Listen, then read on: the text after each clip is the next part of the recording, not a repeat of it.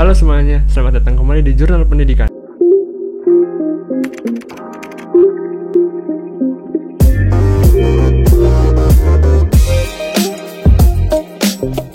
Kali ini kita akan kedatangan tamu yaitu Teh Yosi Novia Rizky. Ya, kali ini kita akan berbincang tentang pendidikan. Nah, langsung aja yuk, karena orangnya sudah ada di Zoom meeting. Karena itu kita langsung aja yuk, kita sambut. Selamat datang Teh Yosi. Pagi. Gimana Teh kabarnya Teh hari ini? Alhamdulillah baik. Ahnaf gimana kabarnya? Alhamdulillah baik juga. Lagi di Cimahi apa di Banten Teh? Masih Cimahi, kemarin harusnya tanggal 11 berangkat ke Banten, tapi kan keburu PPKM, jadi teteh nggak jadi ke Bantennya. Kuliah udah mulai Teh? Kuliah belum, semester 3 nanti mulainya bulan September. September awal? Iya. Oh. Oke, maksudnya Teh. Ini Teh, karena kan Teteh itu kan mahasiswa dari Untirta yang di jurusannya BK ya Teh, Bimbingan dan Konseling. Nah, Iya BK. bagaimana sih pengalaman saat melaksanakan UTBK dan akhirnya lolos menjadi mahasiswa Untirta jurusan Bimbingan dan Konseling? Boleh diceritakan Teh pengalamannya? Oh iya boleh. Boleh cerita dari persiapan sebelum UTBK-nya nggak? Boleh. Iya, jadi kan kalau misalnya banyak ya orang-orang yang ambis buat UTBK tuh, tapi sebenarnya kalau aku tuh nggak yang ambis kayak belajar pagi sampai pagi lagi, nggak henti-henti, kayak berhentinya tuh cuman pas makan, mandi, sholat, belajar lagi, enggak. Aku tuh baru mulai produktif belajar tuh di 2 minggu menjelang UTBK. Jadi kalau aku tuh belajarnya kayak gini, misalkan sekarang suka scroll IG gitu kan, nah kayak pas aku menjelang UTBK tuh emang konten-konten di IG tuh kan banyak kayak konten-konten tentang masuk PTN gitu-gitu. Terus suka banyak soal-soal. Nah, Iya.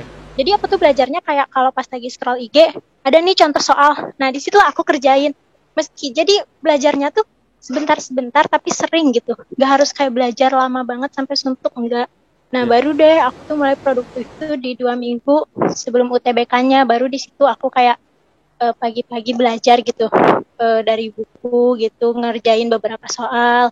Terus nanti refreshingnya apa gitu, kayak misalnya main atau jalan-jalan kayak gitu-gitu pokoknya. Jadi apa ya, kita tuh jangan terlalu terpaku untuk belajar, kalau aku orangnya kayak gitu.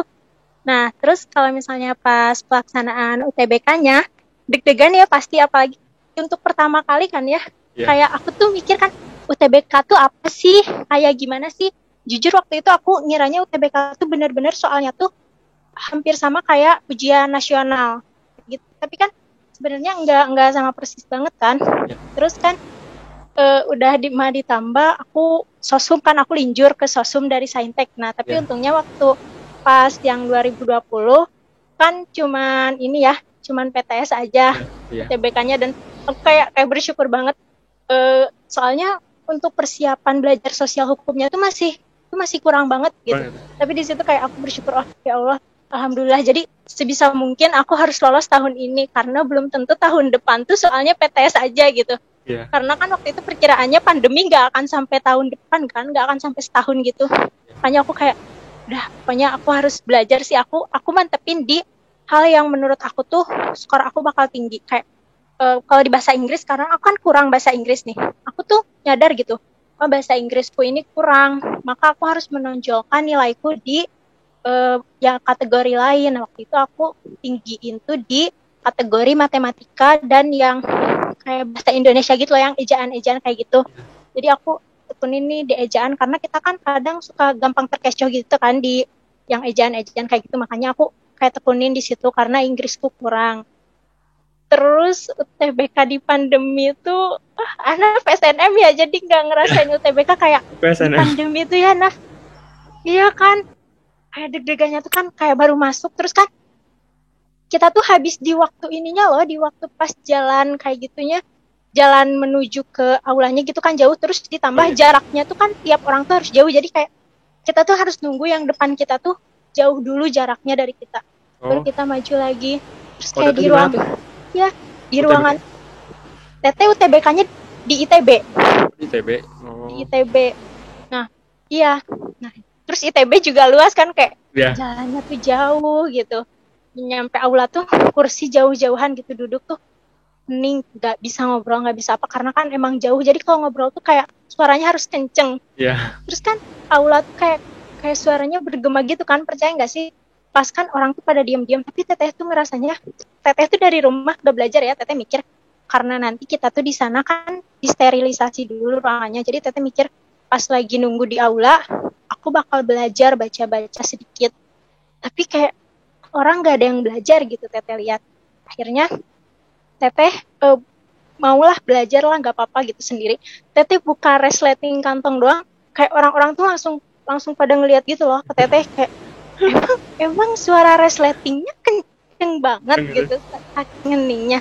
Terus kayak dia mau ke toilet kan, mau ke toilet, keluar aula pakai hand sanitizer dulu, terus kamar mandi pakai hand sanitizer lagi, pokoknya kayak memang benar-benar harus bersih banget, harus protokol kesehatannya kayak gitu kan. Terus kan UTBK itu kalau misalnya itu satu hari itu 4 sesi, tapi diubah jadi 2 sesi, kayak kebayang gak sih suntuk banget gitu di satu, kayak berjam-jam. Teteh tuh berangkat dari sebelum zuhur, jadi teteh sholat zuhur di sana, terus teteh baru pulang lagi tuh menjelang maghrib.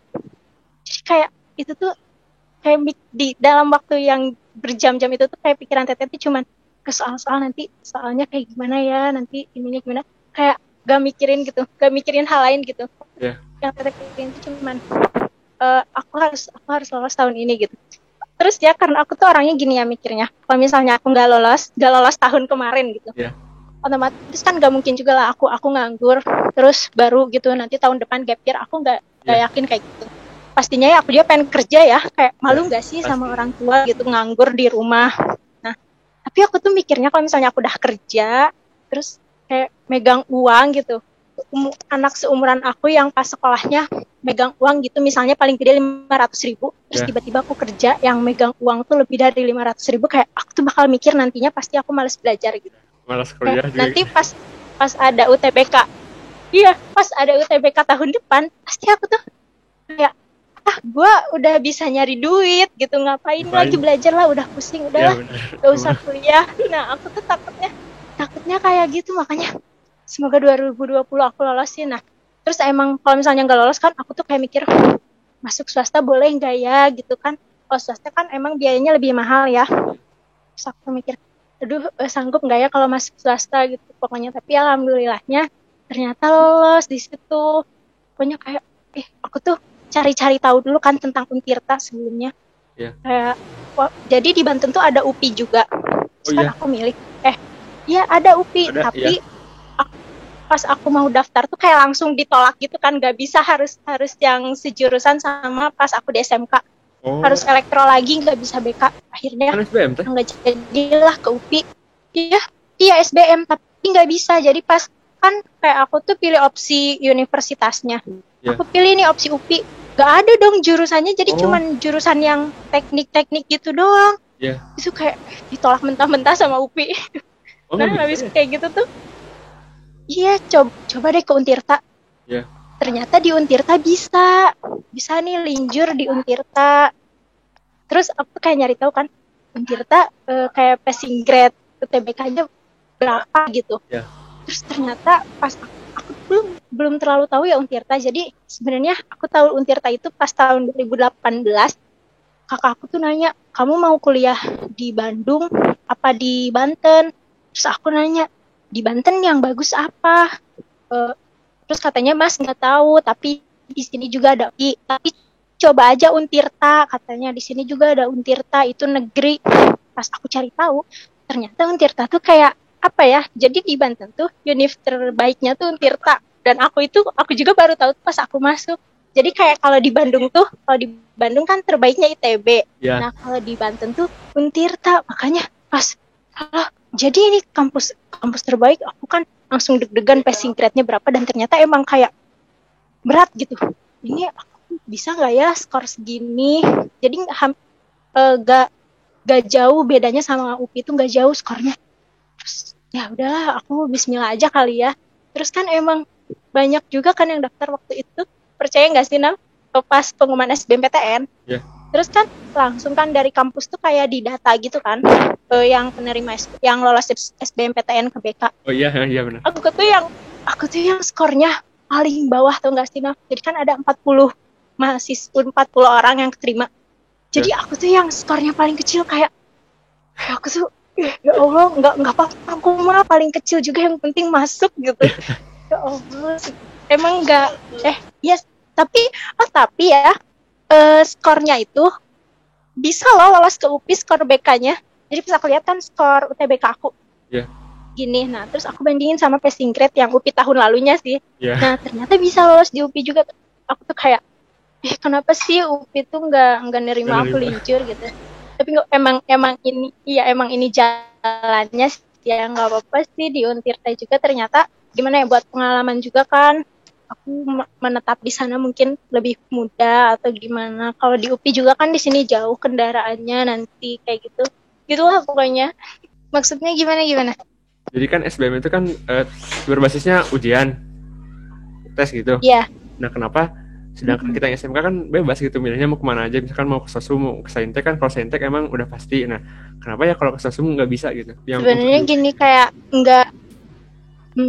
Nah, kita juga kurang tahu karena tapi sebelumnya emang Bu Rima sebagai guru BK waktu itu yang kayak ngarahin kita kan, emang udah ngasih tahu kayak kalian tuh nggak bisa linjur gitu. Jadi kalau misalnya dari elektro ya masuknya harus yang di lingkup elektro lagi. Terus kan Teteh nanya-nanya gitulah. Terus Teteh bilang kan ke Bu Rima, "Loh Bu, tapi kan ini ujian, kan dilihatnya dari skornya, kok kayak gitu sih Bu?" Terus memang begitu nah katanya. Tapi emang nggak semua universitas. Jadi ada beberapa yang nggak menerapkan peraturan kayak gitu. Nah pas banget ternyata di UPI tuh gak nerima linjur. Teteh juga kurang ngerti kenapa tuh gak nerima linjur. Tapi Teteh nggak tahu nih kalau misalnya yang linjurnya kayak dari pas SMA-nya IPA terus dia masuk Soshum gitu. Kayak gitu bisa nggak? Teteh nggak tahu. Soalnya takutnya emang yang nggak boleh linjur tuh yang dari lingkup SMK-nya gitu loh. Karena kan di SMK ya kita kan kayak emang normatifnya tuh emang cuman benar-benar aja yang kayak bahasa Indonesia, matematika kayak gitu aja kan. Makanya Teteh juga kurang paham sih kenapa. Tapi emang nggak semua universitas nggak ngebolehin gitu. Ada beberapa juga yang ngebolehin kita boleh linjur kayak gitu. Rasanya kuliah sekarang kan di Banten gitu Teh, rasanya kuliah di luar kota gimana Teh? Rasanya ya pasti adaptasi. Teteh pertama ke Banten juga kayak apa ya, muriang gitu loh, sakit. Jadi kan emang cuacanya di sana beda. Terus dari segi logat juga kita sama mereka beda. Kadang mereka tuh kalau misalnya sekarang kan masih online. Kalau misalnya Teteh presentasi juga kayak teman-teman tuh suka rame gitu. Logat Cimahi kayak gini ya, suka kayak gitu. Terus jadi kalau pas Teteh ke Serang juga, jadi mereka tuh mikirnya kalau orang-orang Bandung tuh yang kayak Sundanya tuh lemes gitu. Jadi mereka tuh mencoba ngobrol sama Teteh tuh kayak pakai bahasa Sunda lemes, kayak kadang kalau misalnya mereka nggak bisa, mereka tuh kayak nanya, kalau ini bahasa Sunda lemesnya apa gitu. Terus kan Teteh suka bilang, aku pakai bahasa Indonesia juga nggak masalah gitu. Tapi kadang mereka juga di sana suka ngomong pakai. Jadi kalau di sana tuh ada bahasa Jawa Serang. Terus Teteh juga kadang nggak paham mereka ngomong apa gitu. Terus kalau di Serang tuh ngomongnya tuh ada G-nya ujungnya. Kayak misalnya kayak gini. Misalnya, lu belajar dulu G. Nah ada G-nya belakangnya tuh. Teteh tuh kadang kan G tuh kalau di Sunda G tuh kan kayak juga gitu. Kayak iya gitu kan juga. Tapi di sana tuh G tuh disimpan di ujung, kayak kok ujungnya selalu pakai kata juga gitu ya. Ternyata kalau di Serang tuh G tuh kayak, kalau di sini mah kayak gini nih. Kayak misalnya, kita harusnya belajar dulu sih kayak gitu. Tapi kalau di sana, kita harusnya belajar dulu G kayak gitu. Terus di luar kota gimana ya, nggak ada temen, ngerti nggak sih, kayak adaptasi ya. Emang benar-benar kan kalau dulu kayak Ahnaf aja pas masuk SMK, Ahnaf bukan dari Cimahi kan, pas SMP-nya. Kan jadi pas masuk tuh kayak emang benar-benar gak ada satupun yang Ahnaf kenal gitu. Kayak semuanya orang baru. Kalau Teteh kan pas masuk sekolah dulu mah kayak misalnya nggak ada yang se-SMP sama Teteh pun, tapi ada gitu yang dulunya misal se-SD sama Teteh. Ada itu. Kalau Ahnaf kan kayak bener-bener gak ada yang kenal. Dan emang iya. pas teteh ke Untirta juga gitu masuk dengan lingkungan baru yang teteh pun jadi kayak pas daftarnya kan nggak langsung ke Untirta, jadi nggak tahu Untirta tuh di mana, kampusnya seperti apa, dengan orang-orang baru kayak aku harus hubungin siapa nih, terus aku belum tahu orang-orangnya yang bisa aku apa ya enak diajak ngobrol tuh yang mana nih gitu, nggak ada yang Ya, aku kenal banget gitu. Iya kayak gitu, terus emang kayak sih teh. gimana ya di Serang tuh orang-orangnya kayak apa sih, Ya, ya kan kayak gitu, ya, kayak kita tuh ngerasanya teh yang asik kita gitu, kita tuh orang asing gitu di sana. ya, Ya, ini buat pertama kalinya bisa nggak ya ngelewatinya, tapi ternyata ya karena kan kalau di tingkat perguruan tinggi untuk yang mahasiswa perantau tuh kan nggak cuma satu dua gitu, tapi ya, banyak. banyak. Jadi emang banyak juga yang ngerantau. Jadi kadang ya aku ngobrolnya sama mereka juga yang perantau, karena aku yakin juga kan mereka tuh sama bingungnya gitu kayak aku. Kayak Ya, gitu. dulu juga aku gitu teh dari Karawang. Kalau Karawang kan bahasa, Iya tuh kan. kalau di Banten G, kalau di Karawang itu di, gua lu di, Oh di lu ujungnya di, di. gitu, di gitu akhirnya teh. Kalau ngomongnya gua Ya lu tuh juga kan. gitu. Kalau di sana gua lu Tapi juga. gimana? Pas Ahnaf. Oh iya di Serang gua lu. Tapi kalau pas Ahnaf ke Cimahi kayak pernah nggak sih kayak Ahnaf tuh tiba-tiba ngomong ke temen, ih lu mah kayak gitu, pernah nggak sih Naf? Enggak teh, malah aku Adaptasi Ahnaf gimana langsung. pas masuk sekolah? Oh enggak. Enggak, langsung aku. Oh langsung. Langsung. Malah langsung aku kamu misalkan gitu. Enggak. Gua lu nggak pernah pakai malah. Tapi kalau misalkan balik ke Kalau Karawang, justru kalau di Serang tuh pakai aku kamu tuh. aneh ya. Iya jadi kalau di Serang kalau pakai aku kamu tuh jadi kayak yang kesannya deket banget, ngerti nggak Ya, sih? Kayak ya kita tuh sama. udah deket gitu, udah deket banget. Makanya, nah kalau misalnya pas bagian teteh ngomongnya sama yang laki-laki, mereka tuh kayak kayak kan teteh kayak misalnya suka nanya, kamu itu lagi ngerjain apa gitu.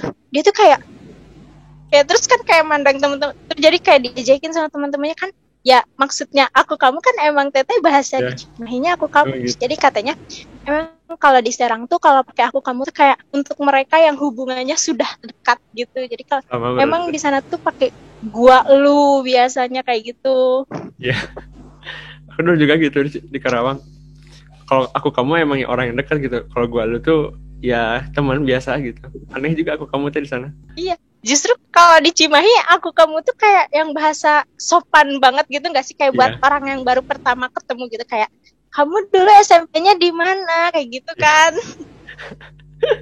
ya itu benar teh. Nah, kalau dari teteh sendiri, apa hal yang membuat teteh memilih bimbingan dan konseling padahal dulu di SMK-nya adalah teknik elektronika industri? Nah itu ya Allah banyak banget yang banyak. Sebenarnya gini ya Naf, kayak pikiran orang tua untuk yang ya kayak orang tua tuh kan mikirnya gini kayak, kamu mending masuk SMK aja biar biar bisa langsung kerja gitu. Iya, Kayak padahal sebenarnya kan lulus SMA juga bisa kerja, cuman kayak yang di pikiran orang tua tuh kalau kamu SMA udah lulus tuh wajib kuliah gitu, kalau nggak kuliah tuh kamu susah cari kerjanya, nggak akan dapat kerja, kayak orang tua tuh mikirnya gitu. Akhirnya teteh masuk SMK kan, karena kakak-kakak teteh juga SMK dulunya dan elektro, jadi kayak mama teteh tuh ngambil jalan cepetnya aja, udah kamu masuk SMK jurusannya samain sama kakakmu gitu, karena kan kakakmu lulus dari jurusan ini, mereka kerja di sini kayak gitu. Tapi waktu itu ngerti nggak sih kayak anak SMP baru lulus, teteh tuh belum lah yang namanya kayak mikirin iya ntar benar. gede gue mau jadi apa ya, paling iya kan paling kayak punya cita-cita, aku pingin jadi dokter, punya cita-cita gitu, tapi kan kita tuh belum kepikiran loh kayak sebenarnya sekolah dokter tuh nggak gampang, kita tuh belum mikir ke sana, kita tuh cuman kayak mikir kita pengen terlihat keren nih jadi dokter gitu-gitu, tapi kita tuh nggak tahu sekolahnya seberat apa. Makanya waktu itu ya udahlah, yang penting sekolah kan, teteh masuklah SMK. Tapi di SMK juga gimana ya, teteh tuh kalau soal elektro teteh paham, tapi emang yang nggak pinter-pinter banget. Tapi teteh tuh nggak pernah yang namanya kayak misalnya ada nih hal, misalnya teteh nggak tahu soal resistor misalnya, tapi teteh tuh di pas SMK kayak nggak tertarik gitu loh, nggak tertarik buat nyari tahu resistor apaan sih, cara ngukurnya kayak gimana sih, enggak. Jadi ya udah, yang guru teteh sampein aja, yang diliatin aja gitu fisiknya, ini namanya resistor gitu, yang guru teteh nggak sampein gitu, ya udah teteh mah kayak nggak akan nanya, nggak akan nyari tahu. Jadi kayak emang ternyata minatnya itu bukan di situ.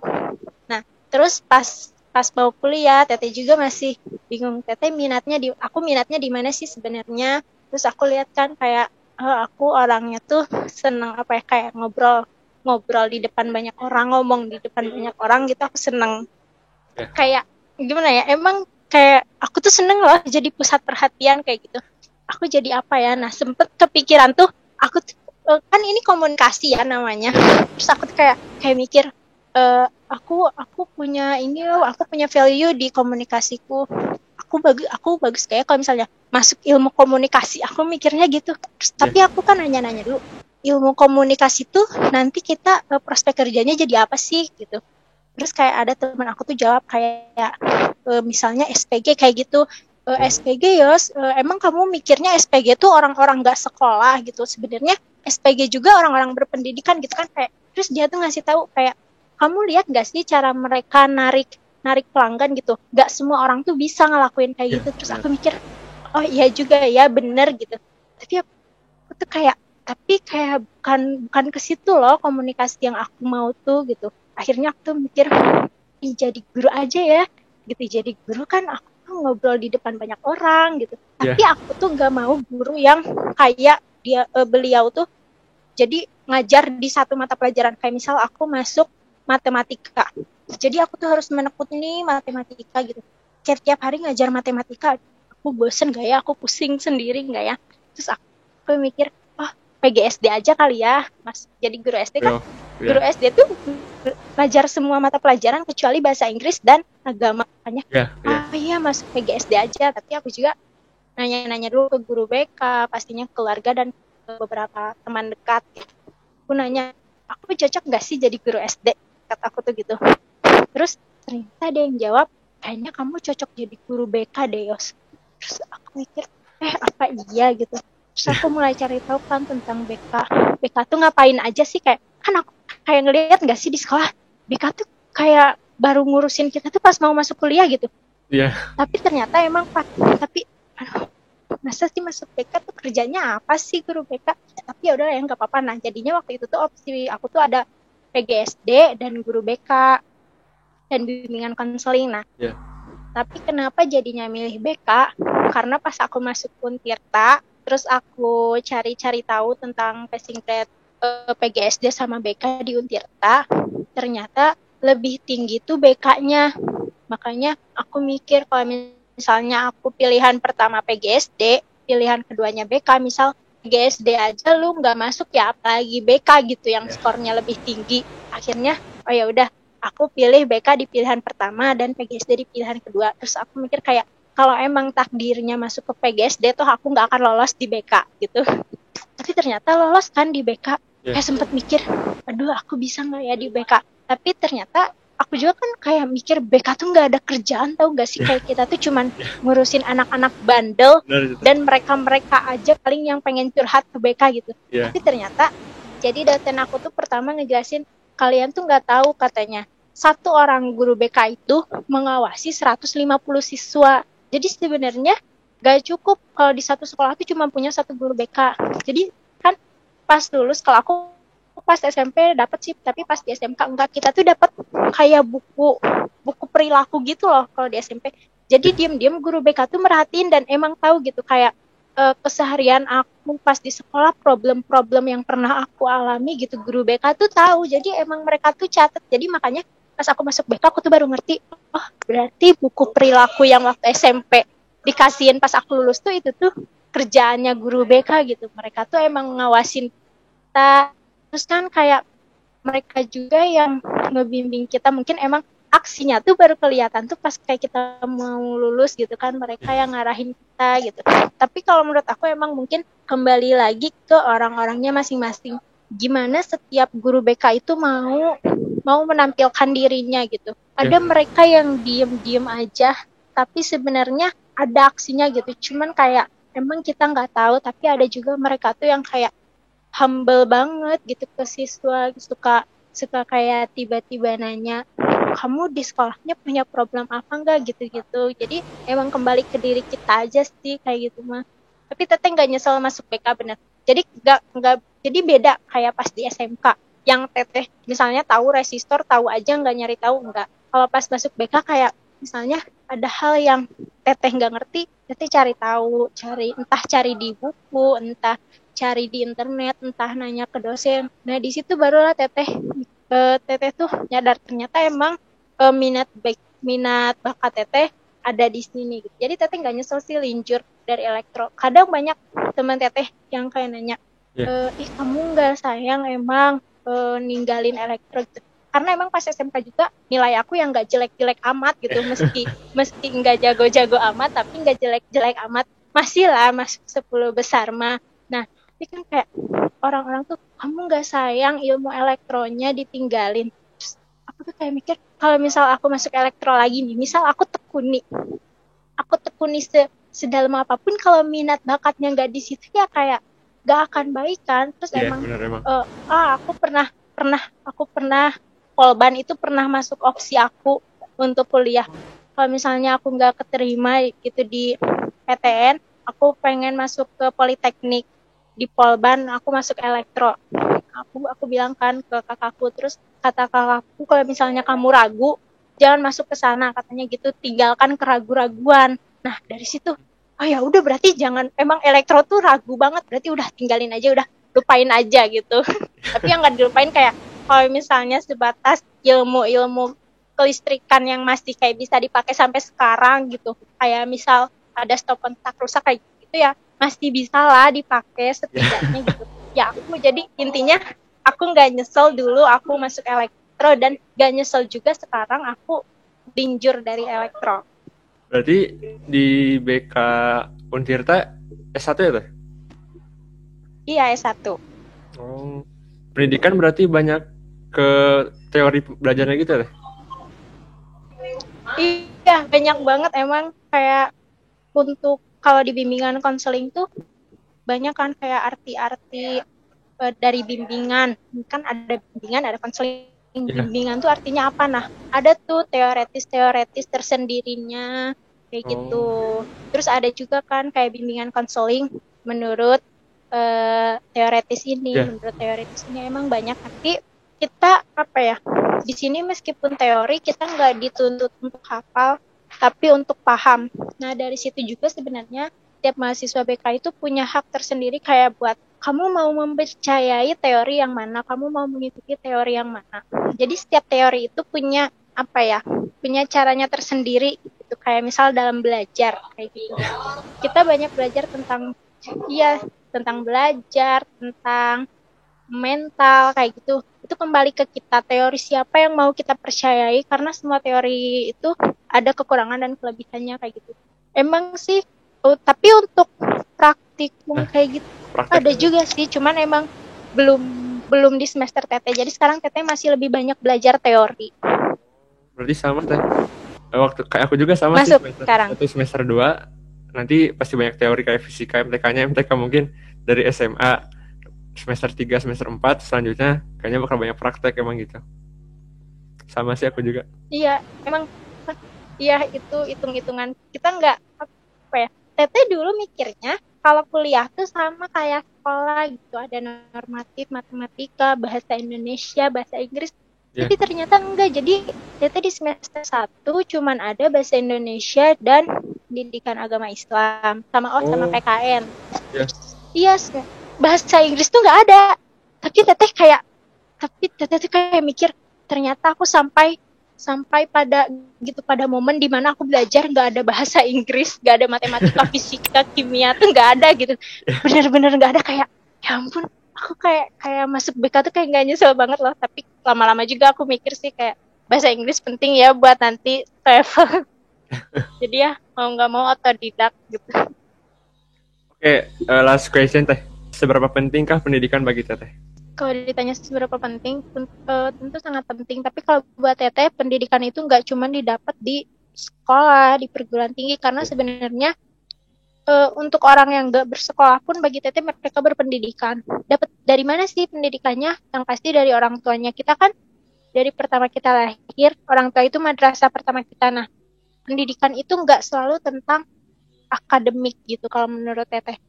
Jadi pendidikan itu penting. Nah, terus paling penting tuh pendidikan tuh di tingkah laku kita, di attitude kita, dari penampilan kita kayak gitu, dari cara kita berpenampilan, yang diajarin kita dari atasnya, kita diajarin kayak gimana sih, menurut Teteh itu juga pendidikan. Jadi buat Teteh pendidikan itu penting, tapi nggak cuman tentang akademik. Kayak percuma kamu pinter tapi kalau tingkah laku kamu itu nggak baik, kayak gitu.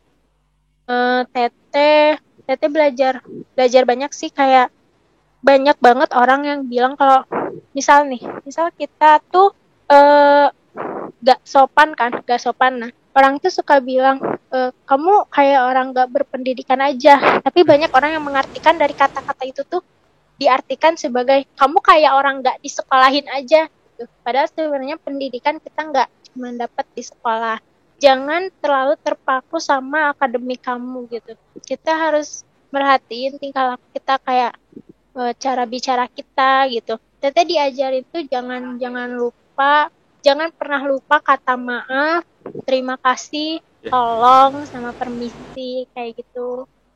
Jadi intinya buat Teteh pendidikan penting. Setiap orang itu pasti punya pendidikan. Mungkin mereka mungkin sekolahnya tidak tinggi, tapi jangan sebut dia nggak berpendidikan. Karena pendidikan itu nggak cuma dapat dari sekolah. Buat Teteh kayak gitu. Kita punya kelebihan masing-masing. Kita hebat di bidangnya masing-masing. Jangan misal kayak ada nih orang yang matematikanya nggak cerdas, terus kamu tuh kayak, kamu kayak nggak diajarin aja. Nah, dari situ sebenarnya dari kata-kata yang keluar gitu tuh, kita tuh justru dari situlah kita tuh kelihatan kayak orang nggak berpendidikan tuh, kayak gitu, kayak nggak dididik gitu. Karena kita hebat di bidangnya masing-masing. Teteh selalu ngingetin kayak kadang kan teman-teman Teteh juga suka ada yang udah kamu mah enak gitu, pinter, lolos SBMPTN, gini-gini. Terus Teteh bilang, ya kan? Terus Teteh bilang, sebenarnya kita tuh hebat di bidangnya masing-masing gitu. Kayak mungkin, terus kan Teteh UTBK juga, mungkin Teteh mikirnya waktu itu, aku hoki aja kali ya ini mah. Jadi kayak Teteh mah ada nih ya, teman Teteh tuh dia tuh pinter masak, tapi dia tuh di akademiknya kurang. Dia tuh kayak suka merendah, aku mah gini. Terus Teteh suka bilang, kita tuh hebat tahu di bidangnya masing-masing gitu. Kamu tuh bisa masak, tapi aku enggak. Karena apa? Karena aku ya pinternya di bidang yang aku minati, ya di akademik BK gitu. Kamu pinternya di bidang yang kamu minati juga gitu. Jadi kalau mulai sekarang kita ubah persepsi kayak pendidikan itu cuma didapat dari sekolah gitu. Sebenarnya enggak. Tapi dari rumah juga kita tuh udah dididik sama orang tua kita gitu. Intinya semua orang berpendidikan, berapapun umurnya, apapun tingkatan ini, strata, gelarnya atau apapun, buat Teteh semua orang tuh berpendidikan, punya caranya sendiri untuk untuk dia memperlihatkan ke orang-orang dengan cara apa saya dididik, pendidikan apa yang saya dapat, kayak gitu. Intinya pendidikan penting. Oke, terima kasih Teh, sudah banyak menceritakan bagaimana proses dari UTBK sampai akhirnya menjadi mahasiswa, dan menjelaskan bagaimana itu pentingnya pendidikan dan pendidikan di BK sendiri. Terima kasih atas waktunya. Assalamualaikum warahmatullahi wabarakatuh. Ya. Waalaikumsalam warahmatullahi wabarakatuh.